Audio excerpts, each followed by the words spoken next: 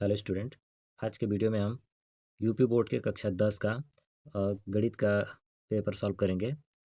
सबसे पहले इसमें बहुविकल्पी प्रश्न है। खंड अ में 20 बहुविकल्पी प्रश्न है, फिर उसके बाद वर्णनात्मक प्रश्न है। तो चलिए शुरू करते हैं। पहला प्रश्न, यदि 26 और 156 का लसा 156 है तो मौसा का मान होगा। तो हम जानते हैं स्टूडेंट की फार्मूला होता है कि प्रथम संख्या गुणे द्वितीय संख्या बराबर लसा गुणे मौसा। तो यहाँ पहली संख्या 26, दूसरी 156 और बराबर लसा इसका 156 और गुणे मौसा। तो मौसा हमको निकालना है, तो यहाँ 156 से 156 कट गया, तो यानी मौसा का मान आ जाएगा 26। तो इस तरह से इसका उत्तर हो जाएगा 26। फिर अगला सवाल है कि निम्नलिखित में से कौन सा सह अभाज्य संख्याओं का एक युग्म है। तो सह अभाज्य का मतलब होता है, सह अभाज्य का मतलब कि ऐसी दो संख्याएं जिनका जो मौसा होता है HCF वो एक हो। तो इसमें 7, इसका हो जाएगा 7 और इसका ये 31 हो जाएगा, ये 18 और 25, यही ऐसी संख्या है जिनका मौसा एक होगा। तो इसलिए इसका उत्तर हो जाएगा 18 और 25। दूसरा सवाल है कि बिंदुओं 5, 0 और -12 0 के बीच की दूरी। तो हम जानते हैं फार्मूला कि D बराबर कर्ण में x2 - x1। तो इसमें x2 जो है 12 है, 12 में से 5 को घटा दिए तो इसका वर्ग, और प्लस 0 में से 0 घटा दें तो इसका वर्ग।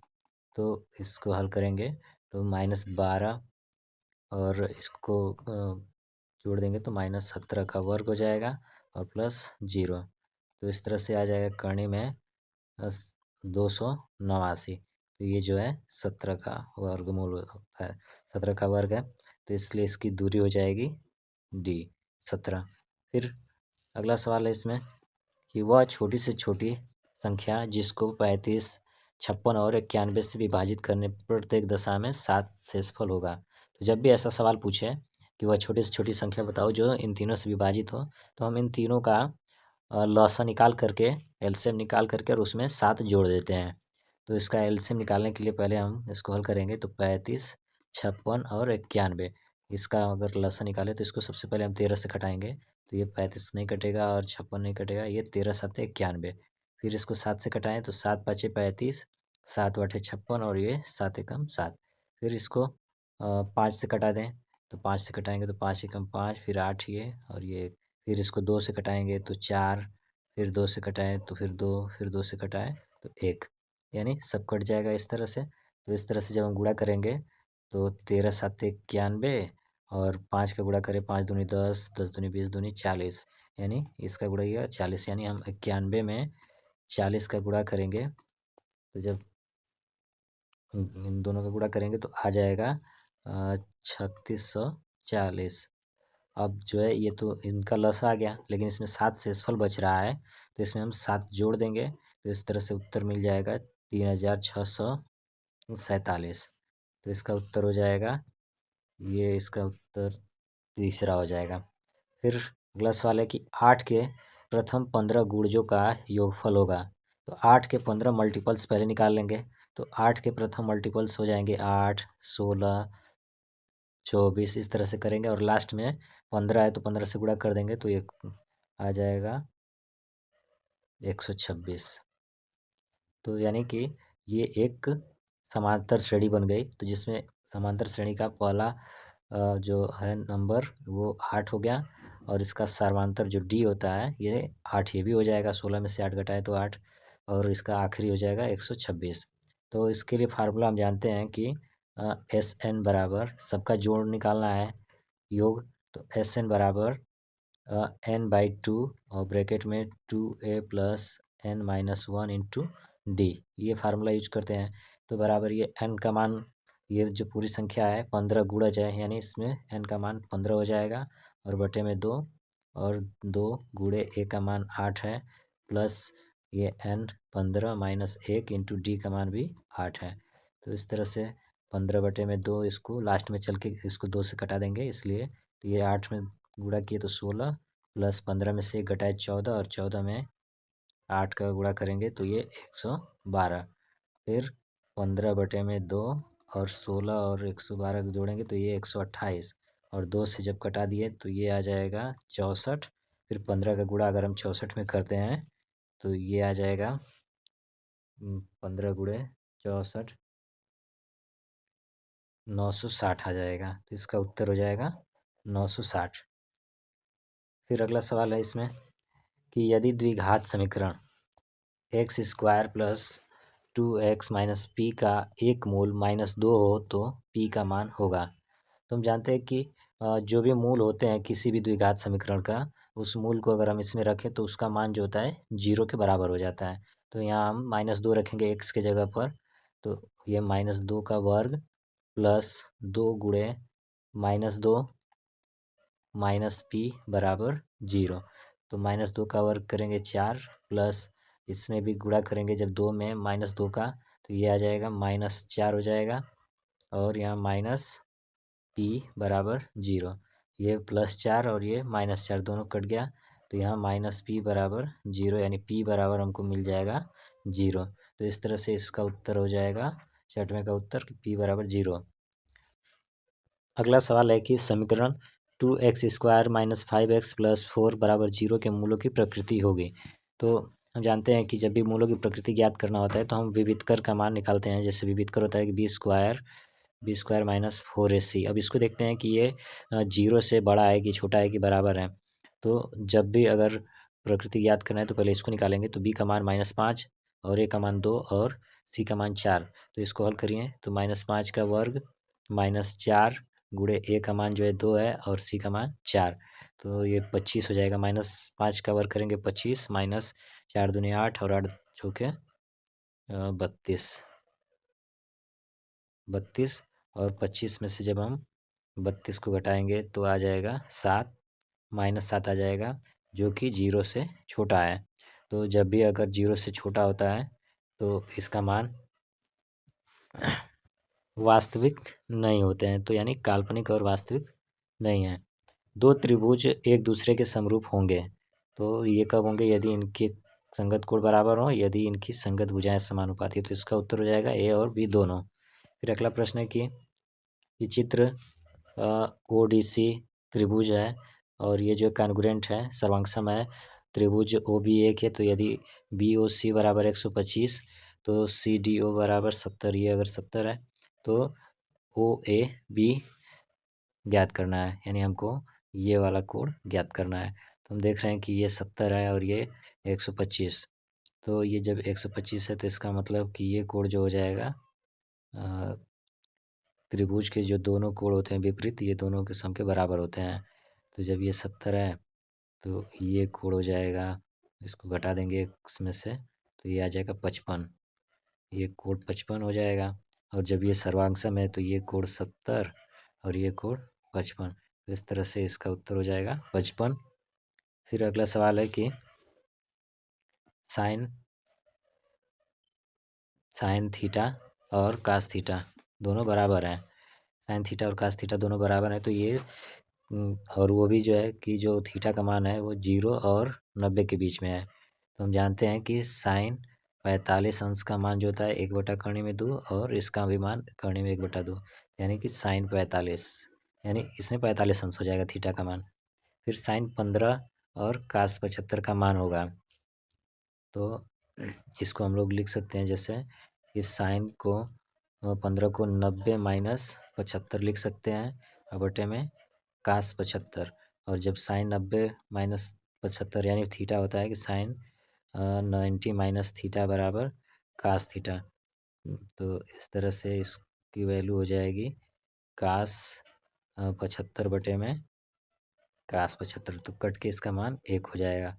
फिर sine theta minus cos theta बराबर 0। यहाँ भी वही हो जाएगा कि साइन 45 और ये कास 45 का मान जो होता है 0, क्योंकि ये भी 1/2 करने में और ये माइनस करने में 1/2 तो ये मान 0 हो जाएगा। तो कह रहा है कि साइन थीटा के पावर 4 और ये इसका मान क्या होगा? तो अगर यहाँ 45 रखते हैं तो इसका मान 1 बटा करने में 2 और प्लस 1 बटा करने में 2 और इसके पावर 4 है 4। तो इसको जब हल करेंगे तो इसके स्क्वायर से ये 1/2 और ये 1/4 प्लस 1/4 हो जाएगा। और इसको जब हल करेंगे तो ये 4 और ये इसका ऊपर उत्तर 2 यानी कटा दिए तो इसका उत्तर हो जाएगा 1/2। तो इस तरह से उत्तर आ गया 1/2। फिर अगला सवाल है कि सेक ए सेक सेक ए plus tan A 1 minus sign A का मान होगा। तो हम जानते हैं इसको हल करेंगे तो सेक ए का मान होता है 1/cos ए और प्लस tan का मान होता है साइन A/cos ए और ये इधर है 1 माइनस साइन ए। तो इसको जब हल करेंगे तो कास कास ये कॉमन लॉस हो गया इसका और 1 प्लस साइन ए और इधर 1 माइनस साइन ए। तो ये 1 प्लस साइन ए और 1 माइनस साइन ए तो इसका मतलब हो जाएगा कि 1 का वर्ग माइनस साइन स्क्वायर ए बटे में कास ए। ये फार्मूला हो गया कि एक ब्रैकेट में ए प्लस बी और एक ब्रैकेट में ए माइनस बी। तो और 1 माइनस साइन ए का मान होता है कास स्क्वायर ए, यहाँ कास ए है तो एक कास से एक कास कट जाएगा तो सिर्फ बचेगा कास ए। तो इस तरह से इसका उत्तर हो जाएगा ये कास ए। फिर अगला सवाल है कि चित्र में बिंदु ओ का बिंदुओं ए तथा पी से देखने पर अवनमन कोण की माप होगी। तो हम जानते हैं कि जब भी अवनमन कोण निकालते हैं तो हम इसके क्षैतिज से इसका कोण निकालते हैं। तो जब ये 60 है तो ये हो जाएगा 30 और यहाँ देख रहे हैं कि ये 45 ये 90 तो 45 90 तो इसका मतलब ये भी क्या हो जाएगा 45 क्योंकि ये त्रिभुज हम लेते हैं तो त्रिभुज के तीनों अंतः कोणों का मान 180 अंश। तो जब ये 45 ये 90 और ये 45 तो इस तरह से उत्तर हो जाएगा 45 और 30। अगला सवाल है कि किसी त्रिभुज ABC में कोण C जो है 90 अंश है और tan A बराबर 1/3 है तो sine A cos B plus cos से साइन B का मान ज्ञात कीजिए। तो इसके लिए हम सबसे पहले एक फिगर बना लेते हैं। फिगर समकोण त्रिभुज और इसमें जो है कि कोण C जो है ये C 90 अंश है ये मान लेंगे A और ये B। तो कह रहे tan A तो tan A में होता है कि लंब बटा आधार तो लंब हो गया 1 और आधार हो जाएगा कर्ण में 3 और इसको पाइथागोरस प्रमेय से जब हल करके निकालेंगे तो इसका मान 2 आ जाएगा। फिर उसके बाद साइन ए का मान होता है लंब बटा कर्ण तो लंब हो गया 1 और कर्ण हो गया 2 तो 1/2। फिर कास ए का मान हो जाएगा इसमें होता है आधार बटा कर्ण तो आधार हो जाएगा कर्ण में 3 और कर्ण बटा में 2। फिर इसके बाद जब हम बी निकालेंगे तो बी के लिए इसका आधार 1 हो जाएगा और लंब जो है कर्ण में 3 हो जाएगा। तो जब हम साइन बी निकालेंगे साइन बी तो साइन बी के लिए हो जाएगा लंब बटा कर्ण तो लंब अब इसके लिए कर्ण में 3 हो गया और बटे में 2 कर्ण हो गया। फिर कास बी जब निकालेंगे तो कास के लिए हो जाएगा आधार बटा कर्ण तो आधार यहाँ पे 1 लिया गया है बी में तो ये 1/2। अब इसको जब हल करेंगे कि साइन ए कास बी प्लस कास ए इंटू साइन बी तो साइन ए का मान है 1/2 और इसका मान कर्ण में 3/2 प्लस कास ए का मान कर्ण में 3/2 और इसका साइन बी का कर्ण में ये 1/2। तो जब इसको हल करेंगे तो ये आ जाएगा कर्ण में 3/4 प्लस कर्ण में 3/4 और इसको हल करेंगे तो 4 और कर्ण में ये हो जाएगा 2 कर्ण में 3 प्लस कर्ण में 3 यानी 2 कर्ण में तो ये हो जाएगा।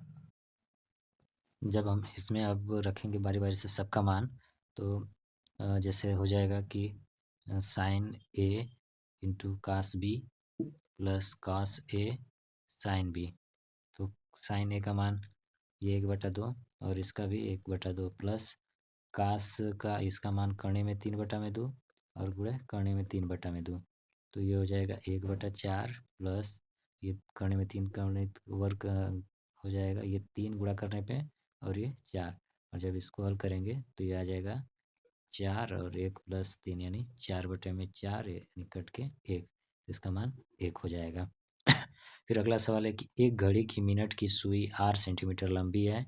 एक मिनट में मिनट की सुई द्वारा बनाए गए त्रिज्य खंड का क्षेत्रफल होगा। तो हमको पता है कि जब भी अगर 1 मिनट में अगर चलेगी, ये अगर घड़ी की सुई है, तो जब ये 5 मिनट चलती है, तो 5 मिनट चलने पर ये 30 अंश का कोण बनाती है। तो जब ये अगर 1 मिनट चलेगी तो 6 अंश का कोण, यानी 30/5, यानी कि ये हो जाएगा 6 अंश का कोण बनाएगी। तो यहाँ थीटा का मान हो गया 6 डिग्री।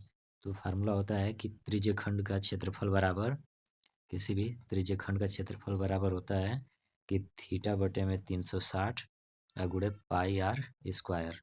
तो जब यहाँ थीटा का मान हम 6 डिग्री रखेंगे और ये 360 और ये पाई आर स्क्वायर, तो ये 6 से 6 कट गया, यानी कि नीचे आ जाएगा 6 6 36, यानी 60। इस तरह से उत्तर हो जाएगा कि पाई आर स्क्वायर बटे में 60। तो इसका उत्तर हो जाएगा अब पहला, पाई आर स्क्वायर बटे में 60। फिर अगला सवाल है कि 1/2 सेंटीमीटर व्यास वाले किसी ठोस अर्धगोले का संपूर्ण पृष्ठीय क्षेत्रफल। तो ठोस अर्धगोला का फार्मूला इसका होता है कि संपूर्ण पृष्ठीय क्षेत्रफल बराबर होता है 3 पाई आर स्क्वायर। तो जब इसको हल करेंगे तो यहाँ 1/2 जो है व्यास है, 1/2 ये व्यास, और जब इसका हम रेडियस निकालेंगे त्रिज्या, तो त्रिज्या जो होता है इसका आधा होता है। तो 1/2 का अगर हम 1/2 में गुणा करें यानी आधा करें तो ये हो जाएगा 1/4। तो यहाँ रखेंगे जब तो 3, और ये पाई, क्योंकि पाई में ही मान निकालना है, और आर का मान हो जाएगा 1/4 का स्क्वायर। तो इस तरह से मिल जाएगा कि 3 पाई और 1/4 का वर्ग, 1 का वर्ग करेंगे 1, 4 का वर्ग करेंगे 16। तो इस तरह से हमको मिल जाएगा कि 3 में का गुणा किए तो 3/16 पाई। तो इस तरह से इसका उत्तर हो जाएगा बी, कि 3/16 पाई सेंटीमीटर वर्ग। फिर अगला सवाल है कि किसी बारंबारता बंटन के लिए माध्य और माध्यक क्रमशः 26.1 और 25.8 हैं, बंटन के लिए बहुलक का मान होगा। तो इसके लिए फार्मूला जानते हैं हम लोग कि होता है कि बहुलक बराबर 3 गुणे माध्यिका माइनस 2 गुणे माध्य। तो इसमें हम गुणा करेंगे 3 में, यहाँ पे माध्य दिया है 25.8 और माध्यिका जो है माध्य 26 है, और ये माध्यिका 25.8 माइनस 2 गुणे 26.1। तो इसको जब हल करेंगे तो जब हम इसको हल करेंगे कि मोड यानी बहुलक बराबर 3 गुणे ये माध्यिका 25.8 और माइनस 2 गुणे 26.1 ये माध्य। तो ये आ जाएगा 77.4 माइनस ये इसका हो जाएगा 52.2, और जब इसको घटाएंगे तो आ जाएगा 25.2। तो इस तरह से इसका उत्तर हो जाएगा 25.2। अगला सवाल है कि केंद्रीय प्रवृत्ति की माप है, तो माध्य और माध्यिका। तो इसमें सिर्फ उत्तर हो जाएगा बी और सी।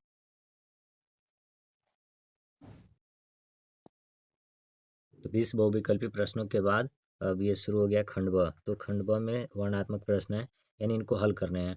तो प्रश्न संख्या 21 में दिया है कि सभी भाग हल कीजिए। इसमें पहला प्रश्न है कि दिया गया है कि मौस 99 और 153, यानी इन दोनों का मौस जो है 9 है। तो लस यानी 99 और 153 का लस ज्ञात कीजिए। तो इसको हल करने के लिए हम एक फार्मूला जानते हैं। तो फार्मूला होता है कि प्रथम संख्या गुणे द्वितीय संख्या बराबर मस गुणे लस। तो आप जानते हैं ये, और इस इस फार्मूले पे बहुविकल्पी प्रश्नों में भी आ रहा है, तो ये बहुत ही इंपॉर्टेंट है, इसको याद कर लें इस फार्मूले को। तो इसमें प्रथम संख्या है 99 और द्वितीय है 153, और मौसा इसका दिया है 9, और हमको लसा ज्ञात करना है। फिर जब लसा निकालेंगे हम तो ये 9 इधर गुणा में है, इसको जब पक्षांतर करेंगे तो ये आ जाएगा इधर डिवाइड में, भाग में आ जाएगा। तो 99 गुणे 153 बटे में 9 बराबर लसा। फिर 9 से इसको कटाएंगे तो ये 11 बार में कट जाएगा। और जब 11 का गुणा हम अब यहाँ से आ जाएगा लसा, लसा आ जाएगा कि 11 गुणे 153, यानी जब हम 11 का 153 में गुणा कर देंगे तो ये इसका लसा आ जाएगा 1683। ये इसका उत्तर हो जाएगा। फिर इसके बाद ख है। ख में दिया है कि यदि 2 cos स्क्वायर 45 माइनस 1 बराबर cos थीटा, तो थीटा बराबर क्या होगा। थीटा का मान ज्ञात करना है। तो हम जानते हैं इसमें कि cos 45 का मान जो होता है वो 1/2 होता है। तो यहाँ पे cos 45 का मान रखेंगे 1/2 और यहाँ स्क्वायर है तो स्क्वायर है तो इसके लिए ये स्क्वायर हो जाएगा। फिर -1 बराबर cos थीटा, तो 2 और जब हम इसका स्क्वायर वर्ग करेंगे तो 1 का वर्ग करेंगे 1, कर्णी में 2 का वर्ग करेंगे तो ये 2 हो जाएगा। -1 बराबर cos थीटा। फिर 2 से 2 कट गया, यहाँ बचा 1, तो 1 में से जब 1 घटाएंगे तो 0 बराबर cos थीटा। और कास में अब हम 0 देखेंगे कि कास में किसका मान होता है, तो ये cos 90 का मान जो होता है वो 0 होता है। तो इसलिए हम 0 की जगह पे cos 90 लिख देंगे और बराबर cos थीटा। तो फिर ये cos 90 और ये cos से cos कैंसिल हो जाएगा तो थीटा बराबर आ जाएगा 90 अंश। ये इसका उत्तर हो जाएगा। फिर अगला प्रश्न है। अगला प्रश्न है कि बिंदुओं एक्स वाई यानी नहीं बिंदुओं 4 और वाई और 12 और 3 के बीच की जो दूरी है वो 10 मात्रक है। तो y का मान ज्ञात करना है। यहाँ पे y ज्ञात करना है। तो हम जानते हैं फार्मूला कि डिस्टेंस बराबर होता है, अगर दो बिंदु है, दो बिंदु के बीच की दूरी है तो इसको निकालने के लिए d बराबर करने में होता है कि x2 माइनस x1 का वर्ग प्लस y2 माइनस y1 का वर्ग।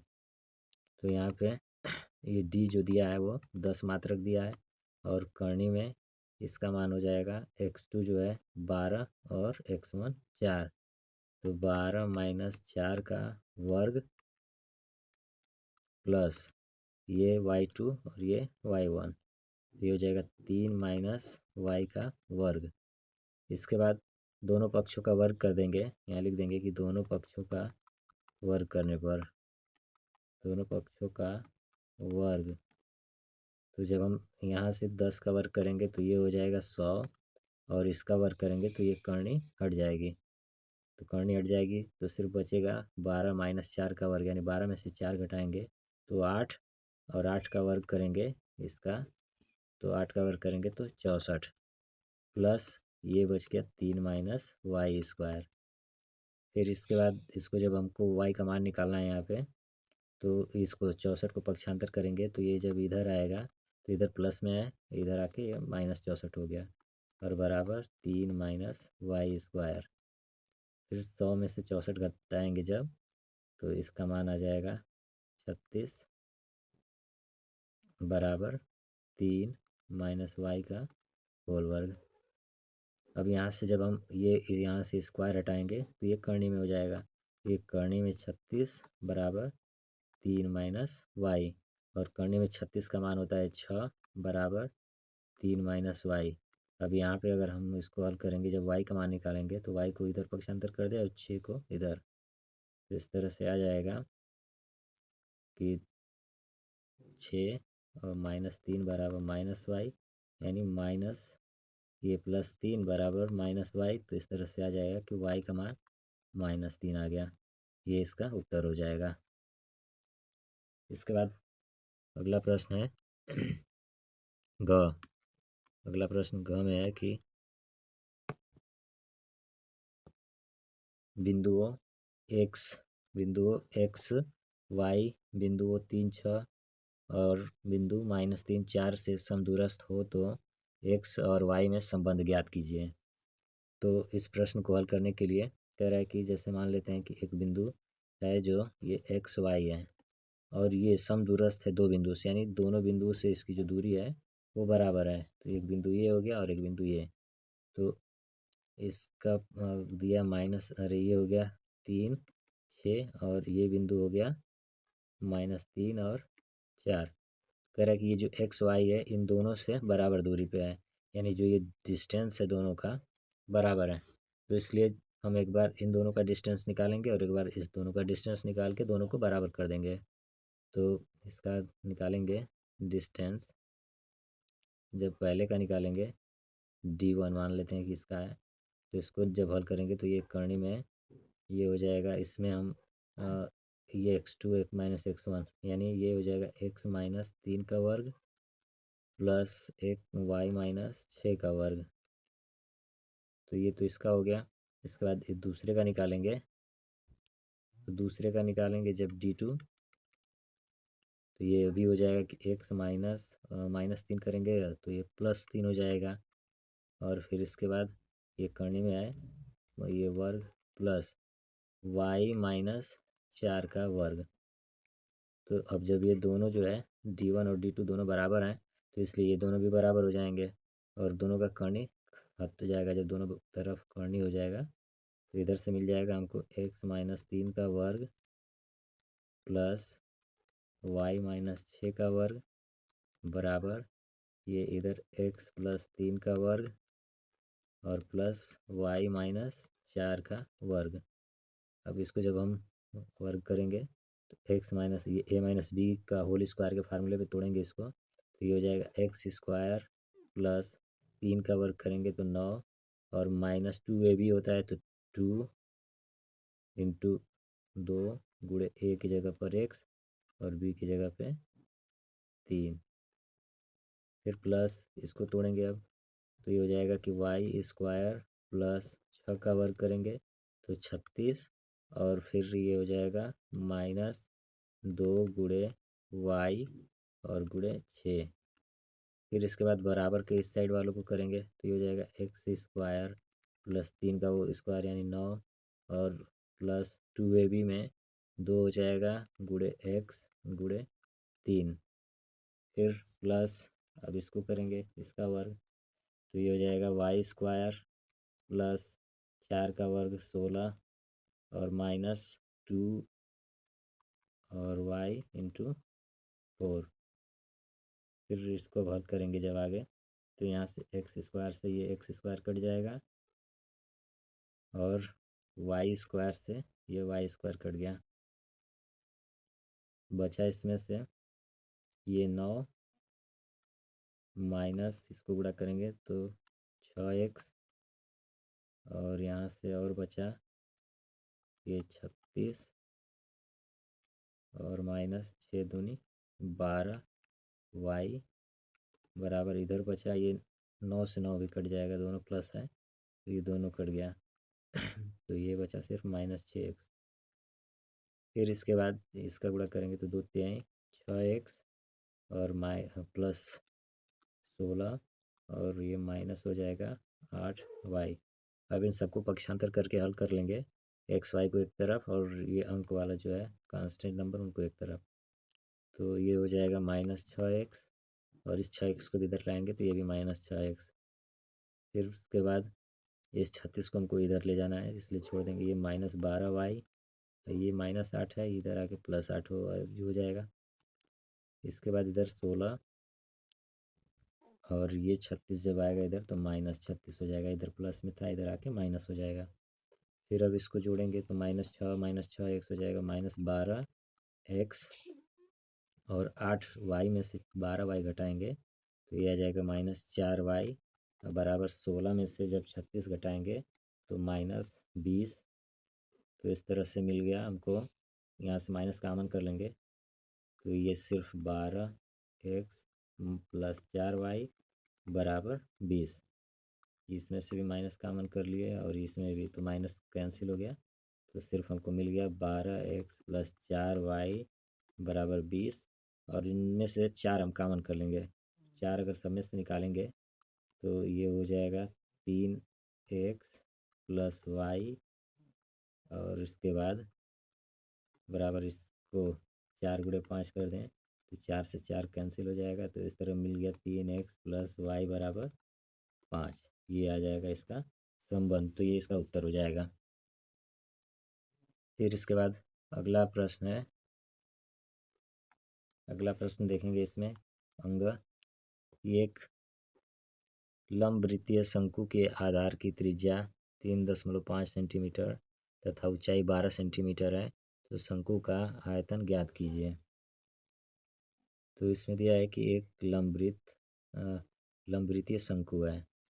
ये शंकु इस तरह से दे दिया।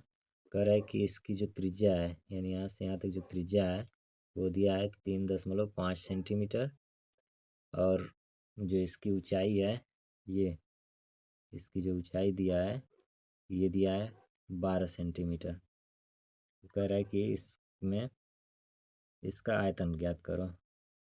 तो इसका हम लिख लेंगे कि r = 3.5 सेंटीमीटर और h = 12 सेंटीमीटर। फार्मूला होता है इसका कि शंकु का आयतन बराबर 1/3 पाई r² × h। तो अब हम इसमें रख के हल करेंगे तो 1/3 गुणे पाई। तो पाई का मान हम रख लेते हैं इसमें 22/7, और r दिया है 3.5, तो इसका वर्ग, और ऊंचाई है 12। अब इसको जब हल करेंगे तो ये हो जाएगा कि 3 से अगर हम 12 को कटा दें तो ये 4 हो जाएगा। इसके बाद 22 और बटे में 7 गुणे ये 3.5 गुणे 3.5 गुणे 4। फिर इसको जब हम हल कर लेंगे तो ये अगर 7 से अगर हम डिवाइड करते हैं तो 35 ही आ जाएगा। 0.5 गुणे 4। तो अब सबका हम जब गुणा करेंगे 22 गुणे 0.5 गुणे 3.5 गुणे 4, यानी जब सबको अगर हम गुणा करेंगे तो आ जाएगा 22 तो 3.5, तो ये सब मिला के आ जाएगा 154 सेंटीमीटर वर्ग। तो ये इसका उत्तर हो जाएगा 154। फिर इसके बाद अगला प्रश्न है च कि निम्नलिखित सारणी से माध्य ज्ञात कीजिए, यानी समांतर माध्य ज्ञात करना है। इसमें मीन, हमको इसमें मीन यानी माध्य निकालना है। तो इसके लिए सबसे पहले हम इसको लिख लेते हैं वर्ग अंतराल। तो जब वर्ग अंतराल लिख लेंगे कि ये 0 से 10, 0 से 10, ये इसका, फिर 10 से 20, 20 से 30, 30 से 40 और 40 से 50। और इसमें जो दिया है बारंबारता, ये फ्रीक्वेंसी जो दिया है 3, 10, 11, 9 और 7। तो हम इसका फिर मध्यमान निकालते हैं। मध्यमान यानी x मानते हैं इसका मीन वैल्यू जो होता है। मध्यमान निकालने के लिए हम इन दोनों को जोड़ के 2 से भाग दे देंगे, यानी 0 और 10 को जोड़ेंगे तो 10 और 2 से भाग देंगे तो 5। तो इसका हो जाएगा मध्यमान 5। ये 10 और 20 जोड़े तो 30, और 30 का आधा किए यानी 2 से भाग देंगे तो ये हो जाएगा 15। तो इस तरह से सबका मध्यमान निकालेंगे तो 30, 20, 50, तो इसका हो जाएगा 25। फिर 30, 30 और ये 40 तो 70 का हो जाएगा 35, और 40 और 50 का हो जाएगा 90, ये 45। तो इस तरह से इसका मध्यमान आ गया। फिर इसके बाद हम f(x) निकालते हैं, यानी बारंबारता का गुणा हम इस मध्यमान में करेंगे f(x) का। तो 3 × 5 = 15 और 15 का 10 में किए तो 150। फिर 11 का गुणा जब हम 25 में करेंगे तो ये 275। फिर 9 का गुणा जब 35 में करेंगे तो ये हो जाएगा 315, और साथ में 45 का गुणा करेंगे तो ये भी हो जाएगा 315। इसके बाद इसको हम जोड़ते हैं तो इससे मिलता है समेसन ऑफ एफ, यानी टोटल बारंबारता जो है ये 3, 10, 13, 7, 20, 20, 20, 40, ये 40 हो गया। और इसको जब जोड़ेंगे समेसन ऑफ एफ एक्स, यानी इसका जब जोड़ेंगे तो आ जाएगा, इसको जोड़े 5 5 10 5 15 5 20, ये हो जाएगा इसका मान ये 0, फिर 5 1 6 7 13 1 14 1 15 और 2 17, और फिर इसके बाद 1 2 2 1 3 3 6 3 9 और एक हासिल 10, यानी 1070। तो हम जानते हैं कि माध्य का जो फार्मूला होता है, माध्य बराबर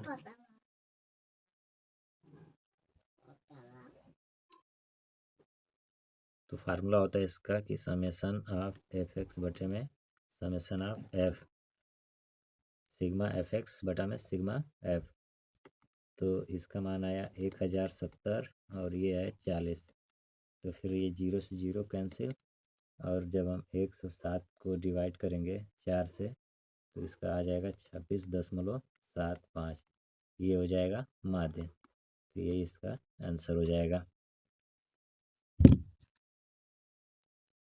फिर अगला प्रश्न इसमें है 22 का। 22 का कह है कि द्विघात बहुपद x square plus 12 plus 7x के शून्य ज्ञात कीजिए। इसके जीरोज ज्ञात करने हैं और शून्यकों तथा गुणांकों के बीच संबंध की सत्यता है, इसको वेरीफाई करने हैं। तो इक्वेशन दिया है ये कि x square plus 12 plus 7x। तो सबसे पहले हम इसको सही से लिख लेते हैं। ये हो जाएगा x square plus 7x plus 12, और जब इसके शून्यक हमको निकालने हैं तो इसको हम बराबर के जीरो कर लेंगे और फिर इसको हल करेंगे गुणनखंड करके। तो गुणनखंड करेंगे तो 7x जोड़ने घटाने पे और गुणा करने पे 12 आने चाहिए। तो ये संख्या हो जाएगी 4 और 3। तो ये x square plus 4x plus 3x और प्लस 12 बराबर 0। फिर यहाँ से हम x कामन कर लिए तो ये x प्लस 4 मिला, प्लस 3 कामन करेंगे यहाँ से दोनों से तो ये x बचा और यहाँ से बच जाएगा 4 बराबर 0। फिर x प्लस 4 अगर कामन करते हैं, ये x प्लस 4 तो यहाँ से बचा x और यहाँ से 3 बराबर 0।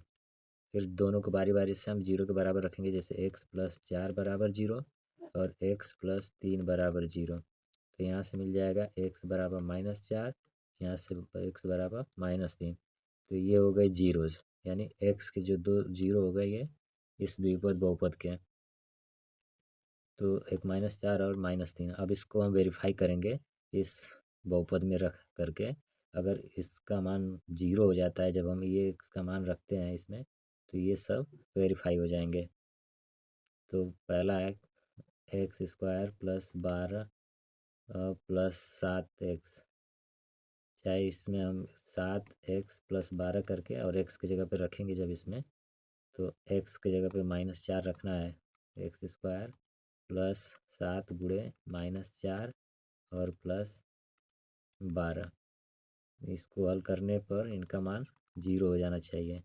तो 4 का वर्ग करेंगे, -4 का वर्ग करेंगे तो 16 और प्लस ये 7 का गुणा अगर हम 4 में करें तो -28 और प्लस 12, 16 और 12 जोड़ेंगे तो 28 -28 बराबर 0, यानी कि ये एक वेरीफाई हो गया। जो 4 है ये वेरीफाई हो गया। और इसी तरह हम इसमें x square plus 7x plus 12 में हम यहाँ x बराबर -3 रख के इसको भी वेरीफाई कर लेंगे। इसके बाद है अगला उत्तर प्रश्न है ख कि दो संख्याओं के वर्गों का अंतर 180 है। छोटी संख्या का वर्ग बड़ी संख्या का 8 गुना है।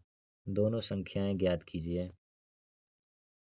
तो ये जो सवाल इसमें दिया है कि दो संख्याओं का वर्ग, तो मान लेते हैं कि दो संख्या, एक x है और एक y है। दो संख्या हो गई, दोनों का वर्गों का अंतर 180 है, यानी एक्स स्क्वायर इसका वर्ग हो गया और ये -y², यानी ये दोनों का अंतर जो है 180 है। तो ये एक इक्वेशन हो गया। दूसरा है कि छोटी संख्या का वर्ग जो है बड़ी संख्या का 8 गुना है। तो जब ये हम y को घटा रहे हैं तो यानी ये छोटी संख्या है, तो जो y का वर्ग है यानी छोटी संख्या का जो वर्ग है ये बड़ी संख्या यानी x का 8 गुना है, तो 8x। अब हम क्या करेंगे कि y स्क्वायर की जगह पर हम 8x रख के हल करेंगे। ये इक्वेशन 2 को इस इक्वेशन 1 में रखेंगे, यानी यहाँ y की जगह पर हम रखेंगे 8x, क्योंकि y के स्क्वायर के बराबर है 8x। तो इस तरह से इक्वेशन मिल जाएगा कि एक्स स्क्वायर माइनस 8x बराबर 180, और 180 को इधर ला दें, 8x माइनस 180 बराबर 0। अब इसको हल करके x का मान निकालेंगे तो इसके गुणनखंड हो जाएंगे कि एक्स स्क्वायर माइनस ये 18 10, तो हो जाएगा 18x प्लस 10x, और ये हो जाएगा माइनस 180 बराबर 0।